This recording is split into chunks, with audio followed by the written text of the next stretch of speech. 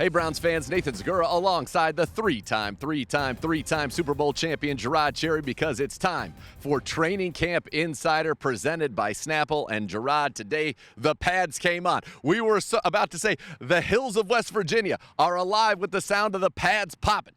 But that's not what happened, because today was a pad acclimation day. And so mostly individual work, no offense and defense work on the same field. We will see that tomorrow. But what, as a player, and what do you think Kevin Stefanski as a coach wanted to get out of what we saw today? It's really simple, Nathan, and it's all about, again, alignment and assignment. You'll hear me say that over and over again, because ultimately you want to be in a place where you're not making mistakes on the football field. So though there wasn't a lot of cack-a-lack-a-lacking going on, there was a lot of opportunities for you to be cerebral in your approach to how you play football. And there was some technique things that were taking place as well, with guys getting acclimated to being in the pads. But ultimately today was part of that, once again, revving up the system and getting yourself prepared for once it actually does start having guys fly around on the football field, at least on the practice field. We did get just a little bit of intensity on that special teams drill at the end, where guys were kind of going one-on-one trying to get to the tackling dummy, and you saw a little bit of that spark. I think that was kind of our appetizer, maybe our amuse-bouche, if you will,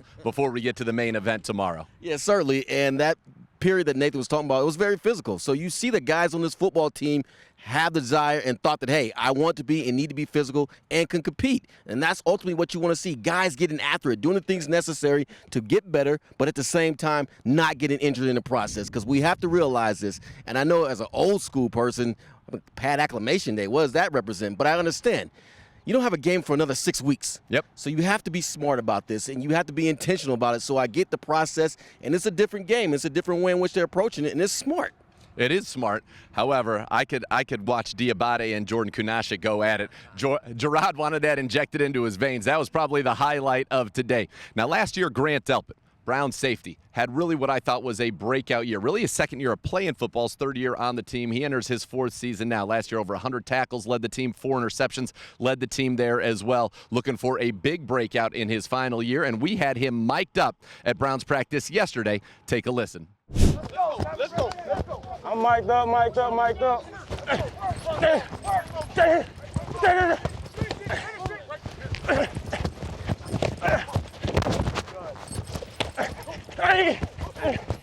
If I'd have kept running from high school, I'd have been in the Olympics. I kept running. Me, I had no chance to track. I played baseball, bro. That's why I don't drop. See these? We'll keep an eye on you today. What you mean? I'm always out here.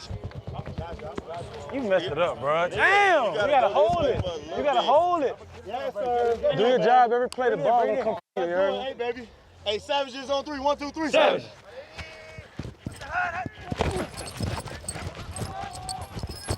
Good leverage. Nope. Let's go! We go! We go! We go!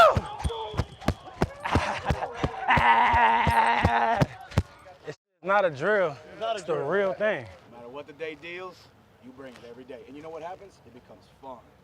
And when it becomes fun, you turn into another person. Hey, man. Keep it up. Keep stacking. Hey, man. Playmakers on 3. 1, 2, 3. Playmakers. Good job, man. We do it there. Oh, we ain't gonna slide. You heard Grant there, and you mentioned this defense. They're chirping a little bit. They really tightened up in the red zone yesterday, which you saw the highlights of there. What do you think about Grant going forward in 2023? Because I know you think he can have a big, big season. I certainly do, Nathan, and I'm impressed, one, with how Grant finished the season. I always say they remember the last 4 games, and now it's been a 17-game schedule. They remember the last 5 games. And guess what? He gave you something to remember. So I'm certain he wants to build upon that. And if you watch him practice with his habits and what he's doing, he's being intentional about being a better football player, and that's all you can ask of him and more.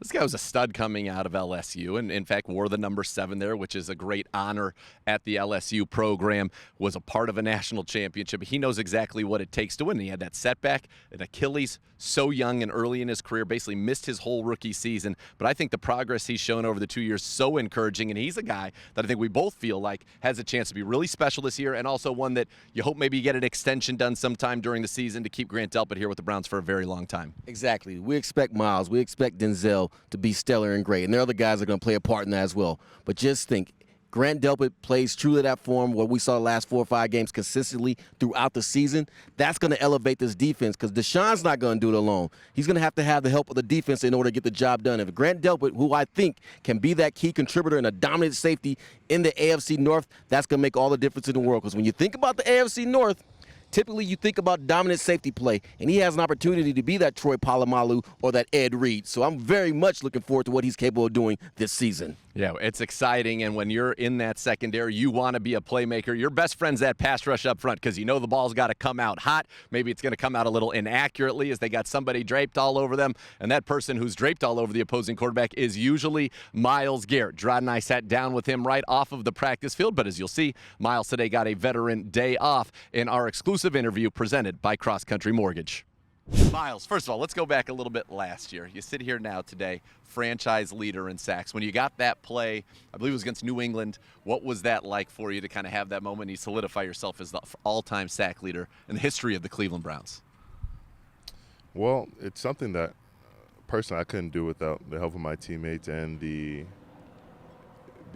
people who came before my predecessors, laying out that blueprint for how to do it, and it ended up being a great moment, big play for the team, got the ball back, but all these guys who have put us in position to make these big plays, I don't want them to be unsung. And I played with some really good ones, all across the defense, and just I want to give them their roses because hopefully I have many more in counting, but I couldn't have done it without them. And Myles, so much is being talked about the weather and it being hot out here, but I have to imagine growing up in Texas, playing in College Station at Texas A&M, this must be like a piece of cake for you as far as the weather's concerned. It's all mental, and I think you just got to tell yourself early on that no matter what the situation is, whether it's 0 outside or if it's 100 outside, you're going to treat the game the same. You be true to the game, it's going to be true to you, and we all discussed that before we even came out here for the first day. And we made up our mind already, and the heat's not going to deter us from getting the work in at the highest level. And as a Texas boy, I love the heat just a little bit more than some others. I'd imagine you prefer this to that Christmas Eve game against the Saints last year. This is probably more your speed in terms of temperature. You mentioned playing with great players. Well, there are 5 guys in the league that have double-digit sacks in 3 of the last 4 seasons. 2 of them are now Cleveland Browns. You, obviously, and your new teammate, Za'Darius Smith. What's it like to have somebody opposite you that is known for getting to the quarterback, 3-time Pro Bowler? That's what he does, and to kind of have that tandem together. I don't want to take away from the guys who came before him, and JD, OV, Sheldon. Those guys were also very talented and could get to the quarterback any given time. So it's great to have Za'Darius as part of his team. He has a lot of wisdom, a lot of experience. He's brought a lot of knowledge to the room, and he's not shy about sharing this. He's open to us coming to him and talking, or being vocal in the classroom to explaining what we need to do better. And he himself has been very receptive to things and been willing to learn from us. So having someone in a room who's like that, just a great vet, great teammate, really, really good and honest person, just love having those kind of guys around. And Myles, it's no secret. One of the reasons that we're here in Greenbrier is to create camaraderie. Now, we want that to be organic, not something forced. But how is the process going? Do you feel that there's a sense of bonding taking place with you and your defensive lineman in particular? When you go somewhere else, it's always a sense of, locking in, focus, trying to get through things. But, when you have, others around you are going through the same thing, y'all have a sense of, we have to, bond and grow together to get through this. And that's the, point of it all. The point of coming out here is to, be better, build that camaraderie, bond as a team on and off the field. When you're spending 10, 11, 12 hours in the building, all you can see is your brother. You start to want to get to know them and know their personality, their passions, their interests. And then you spend dinners together, breakfast, all that. You can't help but to learn them and start to build a relationship. And once those things start to grow and start to mature, you realize you're really into playing for not just yourself but for them. And you want to see them prosper as much as you do.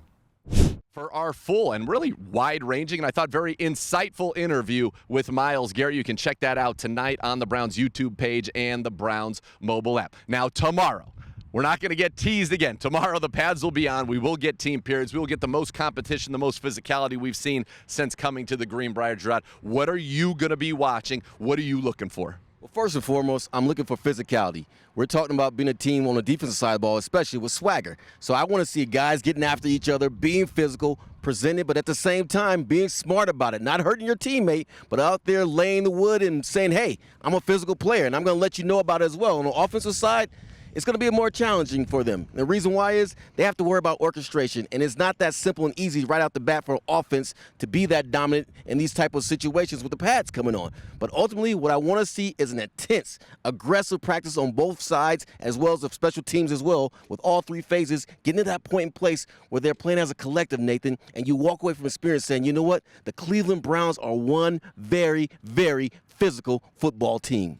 How do you balance that? How do you balance the desire to be physical, especially you're a guy who's, not on the 53 right now, as it were, fighting for that job, but at the same time, you've got to protect your teammates. So how do you achieve that balance as a player? What's your mindset there? Is it just thud up really good if we're not tackling the ground?